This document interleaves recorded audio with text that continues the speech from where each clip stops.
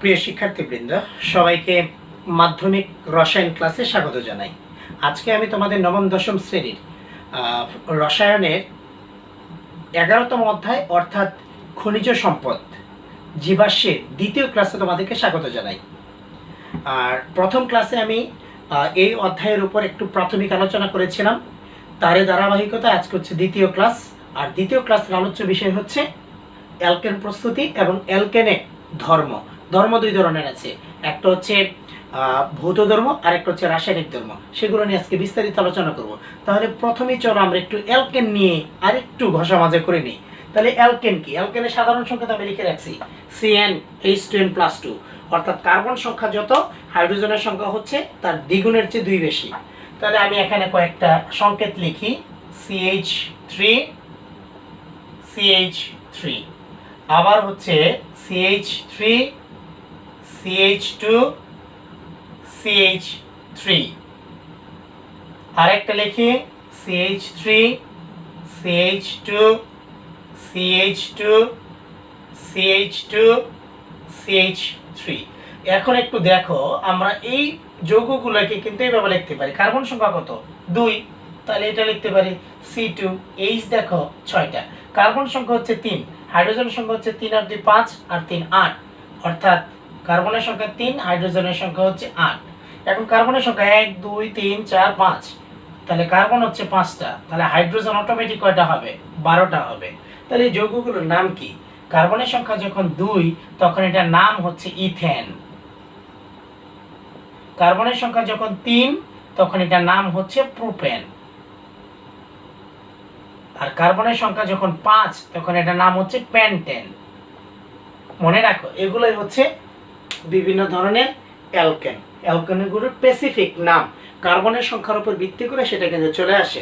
এখন একটু বলো দেখি, কার্বনের সংখ্যা যখন 9 হবে, হাইড্রোজেনের সংখ্যা কত হবে? 9 দুগুণে 18 আর 2 অর্থাৎ 20, তখন এটার নাম কি? যখন 9টা হয় কার্বনের সংখ্যা তখন এটা হচ্ছে ননেন। এখন কথা হচ্ছে, এবার কার্বনের সংখ্যা যখন 10 হবে, হাইড্রোজেনের কত হবে? হাইড্রোজেনের সংখ্যা হচ্ছে 22, তখন এটার নাম কি? ডেকেন। এটার নাম হচ্ছে ডেকেন। কিন্তু কার্বনের সংখ্যা যদি 11 হয়, হাইড্রোজেনের সংখ্যা হবে 24, তখন এটার নাম কি? এটার নাম হচ্ছে আনডেকেন। একটু মনে রাখবে, আনডেকেন। এই নামগুলো তোমাদের বইয়ে নাই। কার্বনের সংখ্যা যদি 12 হয়, হাইড্রোজেনের সংখ্যা হচ্ছে 12 দুগুণে 24 আর 2 26, এটার নাম কি? কার্বন হচ্ছে এখানে 12টা, এটার নাম হচ্ছে ডোডেকেন।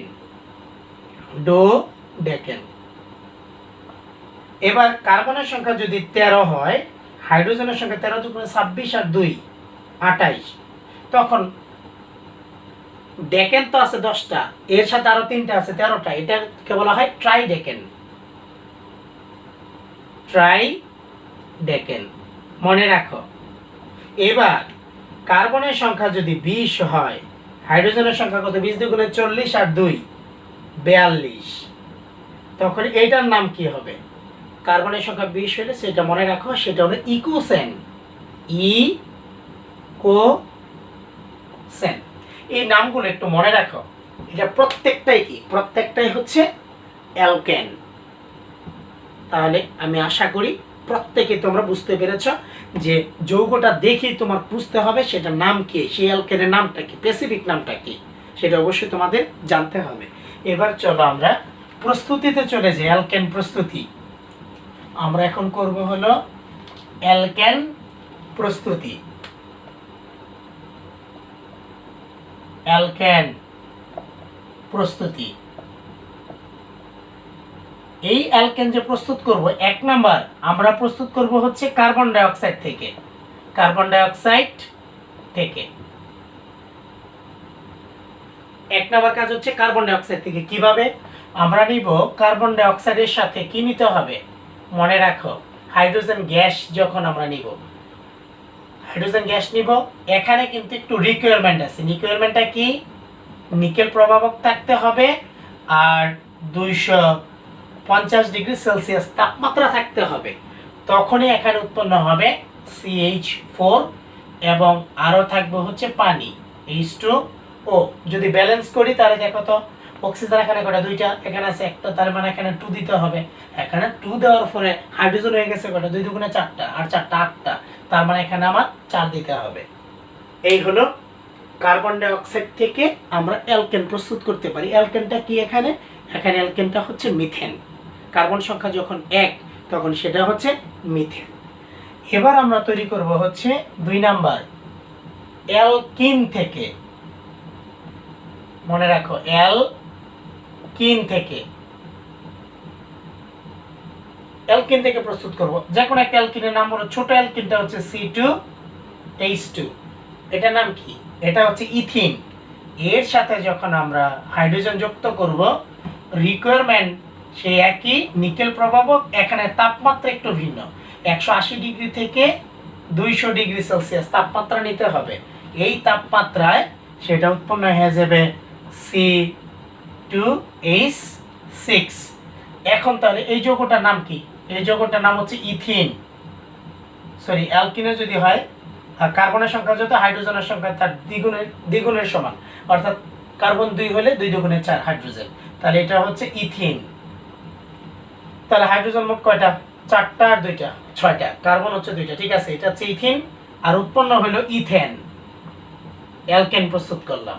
এখন কার্বন সংখ্যা যদি 5 হয়, হাইড্রোজেনের সংখ্যা কত, 10, তাহলে এর সাথে কি যুক্ত হবে, হাইড্রোজেন যুক্ত হবে। আমাদের সে রিকোয়ারমেন্টে কি নিকেল প্রভাবক নিব, 180 ডিগ্রি সেলসিয়াস তাপমাত্রা থেকে 200 ডিগ্রি সেলসিয়াস তাপমাত্রা লাগবে। উৎপন্ন হবে কি, কার্বন হচ্ছে 5টা, তাহলে হাইড্রোজেন কয়টা হবে, 5 দুগুণে 10 আর 2 হচ্ছে 12। দেখো এটাই হচ্ছে অ্যালকিন থেকে আমরা অ্যালকেন প্রস্তুত করতে পারি। তাহলে এটার নাম কি, কার্বনের সংখ্যা যখন 5 তখন সেটা হচ্ছে পেন্টেন, এটার নাম হচ্ছে পেন্টেন। তাহলে কি থেকে, অ্যালকিন থেকে, এটা হচ্ছে পেন্টিন, পেন্টিন থেকে পেন্টেন, ইথিন থেকে ইথেন। তাহলে আমরা দেখতে পাচ্ছি সবগুলা অ্যালকেন থেকে অ্যালকেন প্রস্তুত করা যায়, শুধুমাত্র কি করতে হবে, হাইড্রোজেন গ্যাস যোগ করতে হবে। এবার আমরা চলে যাই 3 নম্বরে, সেটা হচ্ছে অ্যালকাইন থেকে। অ্যালকাইন 3 নম্বরে হলো অ্যালকাইন থেকে, অ্যালকাইন থেকে। এটা দেখো অ্যালকাইন কি, আমরা ছোট একটা অ্যালকাইন দেখি, C2H, দেখো 2, কার্বন সংখ্যা যত, হাইড্রোজেনের সংখ্যা তার দ্বিগুণ থেকে 2 কম, কার্বনের সংখ্যা হচ্ছে 2, তার দ্বিগুণ হচ্ছে 2 দুগুণে 4, এর 2 কম হচ্ছে 2। এর সাথে আমরা যোগ করব হচ্ছে হাইড্রোজেন, রিকোয়ারমেন্ট একই, নিকেল প্রভাবক, 180 থেকে 200 ডিগ্রি সেলসিয়াস তাপমাত্রা। আমার কার্বন তো 2টা, তাহলে হাইড্রোজেন কয়টা হতে হবে, দ্বিগুণের চেয়ে 2 বেশি অ্যালকেন হতে গেলে, তার মানে এখানে হচ্ছে 6টা। তাহলে কার্বন 2টা, ঠিক আছে, হাইড্রোজেন কয়টা, 6টা লাগবে, এখানে আছে 2টা, তাহলে এখানে আমার কয়টা দিতে হবে, এখানে যদি আমি 2 দিই তাহলে 2 দুগুণে 4 আর 2 6, ঠিক আছে, তাহলে এখানে 2টা হাইড্রোজেন গ্যাস দিতে হবে। আর এখানে আরেকটা বিক্রিয়া লিখি, C4H যদি 8 হয় তাহলে আমার যোগ করতে হবে H2, সেই রিকোয়ারমেন্ট একই, নিকেল প্রভাবক, 180 ডিগ্রি থেকে 200 ডিগ্রি সেলসিয়াস তাপমাত্রা, হয়ে যাবে C4H হবে 10। এইভাবে তুমি যে কোনো অ্যালকাইন থেকে কি তৈরি করতে পারো, সরি, অ্যালকাইন মানে হচ্ছে দ্বিগুণের চেয়ে 2 কম, তাহলে এখানে হবে 6টা, তাহলে 6টা আর 2 দুগুণে 4টা, 10টা। এই হলো অ্যালকাইন থেকে আমরা কিভাবে অ্যালকেন প্রস্তুত করতে পারি। তাহলে এটার নাম কি, এটার নাম হচ্ছে ইথেন। আর এটার নাম কি, এটা হচ্ছে বিউটেন, বিউটেন। মনে রাখো নামগুলো। 3 নম্বর আমরা কি করলাম, তাহলে আমরা অ্যালকাইন থেকে অ্যালকেন প্রস্তুত করলাম। এবার আমরা চলে যাই আমাদের 4 নম্বর যে পদ্ধতি, সেই পদ্ধতিতে। সেই 4 নম্বর পদ্ধতিটা হচ্ছে অনেক গুরুত্বপূর্ণ, সেটা হচ্ছে ডিকার্বক্সিলেশন বিক্রিয়া।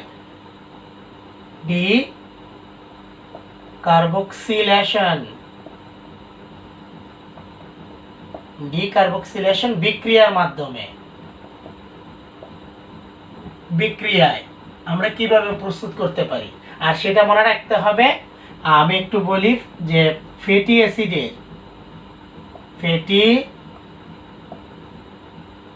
অ্যাসিডের সোডিয়াম লবণের সাথে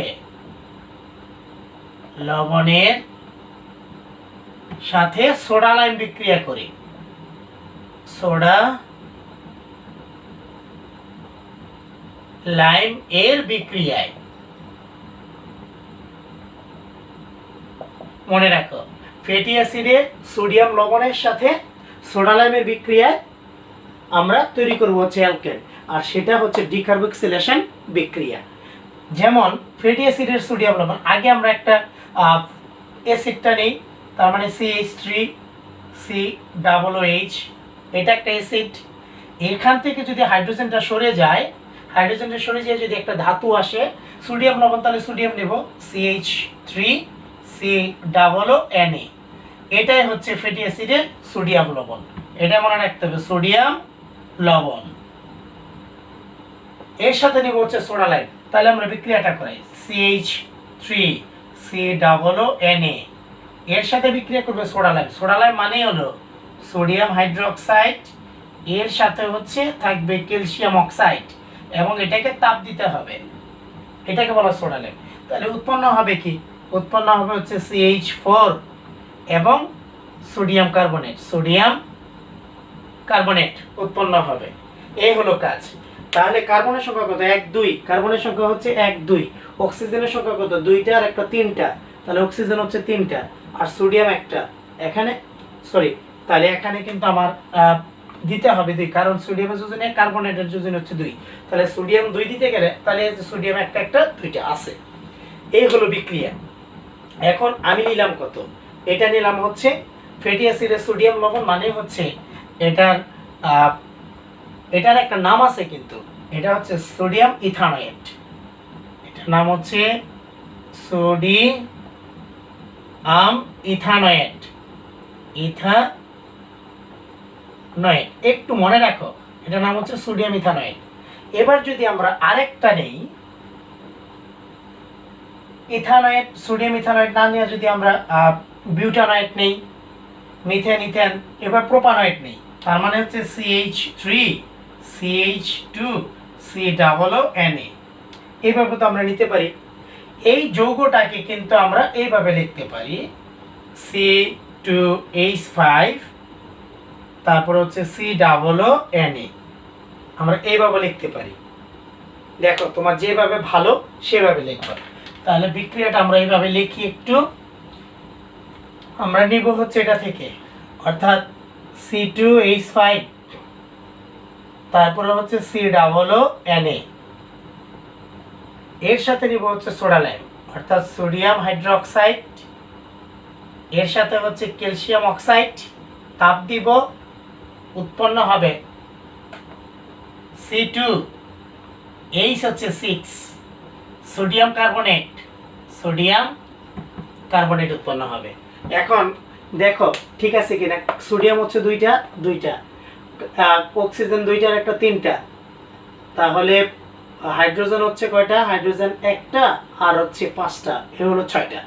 তাহলে এটা কি উৎপন্ন হলো? এটা উৎপন্ন হচ্ছে ইথেন। এটা কি ছিল? ফ্যাটি অ্যাসিডের সোডিয়াম লবণ। এটার নাম কি?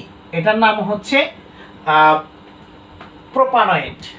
এটা হলো সোডিয়াম প্রোপানয়েট, নাম সোডিয়াম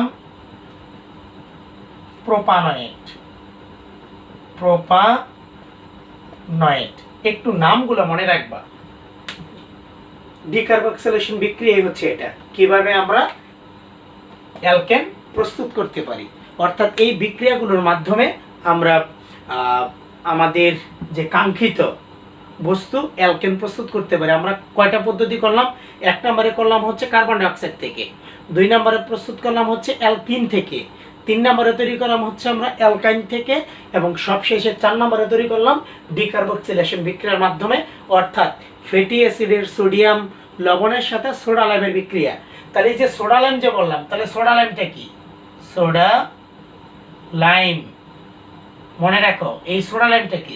সোডা লাইমটা হচ্ছে সোডিয়াম হাইড্রোক্সাইড প্লাস ক্যালসিয়াম অক্সাইডের যে মিশ্রণ, তাকে বলা হয় সোডা লাইম। এই যে সোডা লাইমটা নেওয়া হয়, এর মধ্যে সোডালাইমের থেকে সোডিয়াম হাইড্রোক্সাইড সরাসরি বিক্রিয়া অংশগ্রহণ করে, আর এই যে ক্যালসিয়াম অক্সাইডটা এটা বিক্রিয়ার মধ্যে প্রভাবক হিসেবে কাজ করে। এটা একটু মনে রাখবা।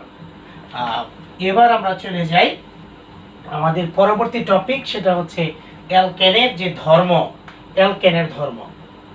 তাহলে ধর্ম তো দুই ধরনের। অ্যালকেনের ধর্ম, এক নাম্বার হচ্ছে ভৌত ধর্ম। ভৌত ধর্ম, ভৌত ধর্ম মানেই হচ্ছে যেটা স্বাভাবিকভাবে মানে কি অবস্থায় থাকে, সেটা প্রকৃতিটা কিরকম। 1 থেকে 4 কার্বন বিশিষ্ট, 1 থেকে 4 কার্বন বিশিষ্ট অ্যালকেন কি অবস্থায় থাকে? কক্ষ তাপমাত্রা নিচে থাকে। কক্ষ তাপমাত্রা নিচে থাকে, এটা মনে রাখতে হবে। কক্ষ তাপমাত্রা নিচে থাকে, তারা অ্যালকেন কক্ষ তাপমাত্রা নিচে থাকে। ফলে কি? ফলে তারা হচ্ছে গ্যাসীয়। এটা মনে রাখো। কাদের? 1 থেকে 4 কার্বন বিশিষ্ট অ্যালকেন সমূহ কক্ষ তাপমাত্রার নিচে থাকে, ফলে তারা গ্যাসীয়। এটা হচ্ছে তাদের ভৌত ধর্ম।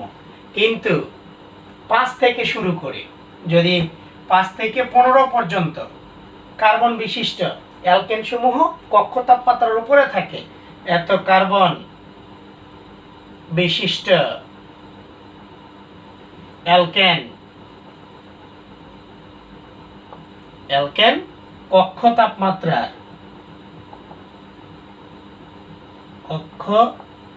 তাপমাত্রার উপরে থাকে, ফলে তারা তরল। এটা মনে রাখো, এটা হচ্ছে তাদের ভৌত ধর্ম। এবার চলে আসি রাসায়নিক ধর্ম। সাধারণত অ্যালকেন সমূহ হচ্ছে নিষ্ক্রিয়, অর্থাৎ তারা কোনো বিক্রিয়া অংশগ্রহণ করতে চায় না। সাধারণত অ্যালকেন সমূহ নিষ্ক্রিয়, তারা কোনো বিক্রিয়া অংশগ্রহণ করতে চায় না। তারপরেও তারা কিছু কিছু রাসায়নিক বিক্রিয়া অংশগ্রহণ করে, যেমন হ্যালোজেন সংযোজন, অর্থাৎ হ্যালোজেনের সাথে তারা কিন্তু বিক্রিয়া করে। এটা হচ্ছে তাদের রাসায়নিক ধর্ম। রাসায়নিক ধর্ম এর মধ্যে আমরা যেটা কাজ করব, রাসায়নিক ধর্মের মধ্যে আমাদের প্রথম কাজটাই হচ্ছে যেটা ক্লোরিনের সাথে তারা বিক্রিয়া করে। কার সাথে বিক্রিয়া করে? ক্লোরিন। এত এর সাথে তারা বিক্রিয়া করে। এখন এটা কিভাবে বিক্রিয়াটা হয় দেখো। আমি প্রথমত কি নেব? নেই মিথেন মানে অ্যালকেন। এর সাথে যদি ক্লোরিন বিক্রিয়া করে, ক্লোরিন গ্যাস অবশ্যই, আর অবশ্যই মনে রাখতে হবে সেটা আলট্রাভায়োলেট রে, অর্থাৎ অতিবেগুনি রশ্মি লাগবে, ইউভি লাগবে, আলট্রাভায়োলেট রে থাকবে। তখন কি করবে? এখান থেকে হাইড্রোজেন একটা পরমাণুকে সরাই দিবে, নিজে যে ক্লোরিন সেই স্থানটা দখল করবে, অর্থাৎ CH3Cl আর HCl উৎপন্ন করবে। তাহলে এটা কি? এটা হলো মিথাইল ক্লোরাইড। মনে রাখো, এটা হলো মিথাইল ক্লোরাইড উৎপন্ন করে, মিথাইল ক্লোরাইড।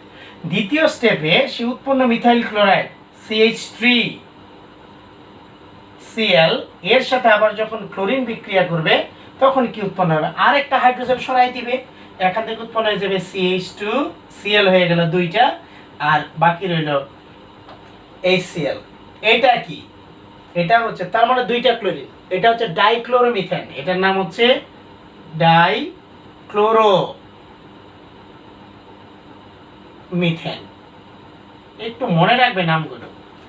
উৎপন্ন ডাইক্লোরোমিথেন অর্থাৎ CH2Cl2 এর সাথে ক্লোরিন যখন বিক্রিয়া করবে, তখন আরেকটা হাইড্রোজেন চলে যাবে, তখন উৎপন্ন হবে CHCl3HCl। তাহলে এটা কি? এটা হচ্ছে ট্রাইক্লোরোমিথেন। এটা হলো ট্রাইক্লোরোমিথেন উৎপন্ন হলো। সবশেষে এই Cl3 এর সাথে যখন আবার ক্লোরিন বিক্রিয়া করবে, প্রত্যেকটা ক্ষেত্রে কিন্তু ইউভি লাগবে, আলট্রাভায়োলেট রে, ইউভি বিক্রিয়া করবে। তখন সেই সর্বশেষ হাইড্রোজেনটা চলে যাবে, সেখানে ক্লোরিন স্থান দখল করবে, অতএব সেটা হয়ে যাবে CCl4 এবং HCl। এটার নাম কি? এটার নাম হচ্ছে টেট্রাক্লোরোমিথেন।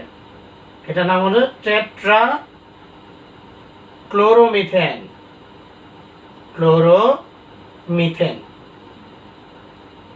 অথবা আরেকটা নাম বলতে পারি আমরা কার্বন টেট্রাক্লোরাইড। এটার নাম লিখতে পারি কার্বন টেট্রাক্লোরাইড উৎপন্ন হবে। এই হচ্ছে বিক্রিয়াটা হয়, সেটা কি? অবশ্যই ইউভি, আলট্রাভায়োলেট রের উপস্থিতিতে, অর্থাৎ অ্যালকেনের সাথে ক্লোরিনের বিক্রিয়া হয়। এটা হচ্ছে হ্যালোজেন প্রতিস্থাপন, হ্যালোজেন প্রতিস্থাপন বিক্রিয়া। এটা একটু মনে রাখবা, সেটা হচ্ছে হ্যালোজেন প্রতিস্থাপন। ক্লোরিনের সাথে বিক্রিয়া আমরা একটু দিয়ে দিই, হ্যালোজেন প্রতিস্থাপন, হ্যালোজেন প্রতিস্থাপন। এখন আমি দিলাম কি? এখানে ক্লোরিন দিলাম। তুমি ক্লোরিন, ফ্লোরিন, ব্রোমিন, আয়োডিন যে কোনো কিছু বিক্রিয়া করতে পারবে। হ্যালোজেন দিতে হবে। হ্যালোজেন কারা? হ্যালোজেন হচ্ছে ক্লোরিন, ফ্লোরিন, ব্রোমিন, আয়োডিন। এগুলো মনে রাখবে, এগুলাকে বলা হয় হ্যালোজেন গ্রুপের সদস্য। এগুলো প্রত্যেকটা বিক্রিয়া করবে। এখন এর পরবর্তীতে এই অ্যালকেনের কিন্তু দহন হয়, অ্যালকেনের দহন হয়। সেই দহনটা কি রকম হয় আমরা জানি। এর সাথে তোমার কি হয়? অক্সিজেনের সাথে বিক্রিয়া, অক্সিজেনের সাথে বিক্রিয়া করে। আর অক্সিজেনের সাথে যখন বিক্রিয়া হয় তখন হচ্ছে দহন বিক্রিয়া। তার মানে CH4 যখন অক্সিজেনের সাথে বিক্রিয়া করবে তখন কি উৎপন্ন হবে? এখানে মনে রাখতে হবে কার্বন ডাই অক্সাইড হবে এবং উৎপন্ন হবে পানি প্লাস হচ্ছে তাপ শক্তি, তাপ শক্তি উৎপন্ন হবে। সেটাই হচ্ছে দহন বিক্রিয়া। এখন যদি আমরা ব্যালেন্স করতে চাই, তাহলে অক্সিজেন তো দুইটা, ঠিক আছে, কার্বন একটা, হাইড্রোজেন এখানে কয়টা আছে? হাইড্রোজেন আছে 4টা, তাহলে এখানে কয়টা লাগবে? এখানে কিন্তু আমার 2 দিতে হবে। তার হাইড্রোজেন হয়ে গেল 4টা, এর ফলে অক্সিজেন হয়ে গেল কয়টা? 2টা, 2টা 4টা, তার মানে এখানে 2 দিতে হবে ব্যালেন্স করলে। এটা আর এটা হচ্ছে যখন পূর্ণ দহন হবে, তখন পূর্ণ দহন হবে। যদি অপূর্ণ দহন হয় তখন কিন্তু উৎপন্ন হবে কার্বন মনোঅক্সাইড। এটা একটু মনে রাখবা। অপূর্ণ দহন হলে সেখান থেকে উৎপন্ন হবে কার্বন মনোঅক্সাইড। আর যদি যদি অপূর্ণ দহন হয়, অপূর্ণ দহন যদি হয়, তখন CH4 এর সাথে অক্সিজেন বিক্রিয়া করবে। অপূর্ণ দহন হলে সেখান থেকে কিন্তু কার্বন ডাই অক্সাইড হবে না, হবে কার্বন মনোঅক্সাইড। পানি উৎপন্ন হবে প্লাস তাপ শক্তিও পাওয়া যাবে। এটা একটু মনে রাখো, তাপ শক্তিও পাওয়া যাবে। আর সেখান থেকে এটাও হতে পারে, CH4 অক্সিজেনের সাথে যখন অপূর্ণ দহন হবে তখন কার্বন উৎপন্ন হতে পারে। কার্বন প্লাস এটা জলীয় বাষ্প বা পানি, যেটাই বলো, তাপ শক্তি উৎপন্ন হবে যখন অপূর্ণ দহন হবে। তখন পূর্ণ দহন হলে কার্বন ডাই অক্সাইড হয়ে যাবে, অপূর্ণ দহন হলে হয় কার্বন মনোঅক্সাইড অথবা কার্বন। এই হচ্ছে অ্যালকেনের যে ধর্ম। আমি আজকে চেষ্টা করলাম যে অ্যালকেন সম্বন্ধে মোটামুটি একটু ধারণা দিতে। জানি না কতটুকু করতে পেরেছি। তোমরা বাড়িতে বারবার প্র্যাকটিস করবে, তাহলে সেখান থেকে আমি মনে করি কিছু না কিছু অর্জন করতে পারবে। তোমরা বাড়িতে ভালোভাবে প্র্যাকটিস করো, কারণ প্র্যাকটিসের কোনো বিকল্প নেই। তোমরা ভালো থাকবে, সুস্থ থাকবে। সবাইকে ধন্যবাদ জানিয়ে আজকের মতো এখানে শেষ করছি।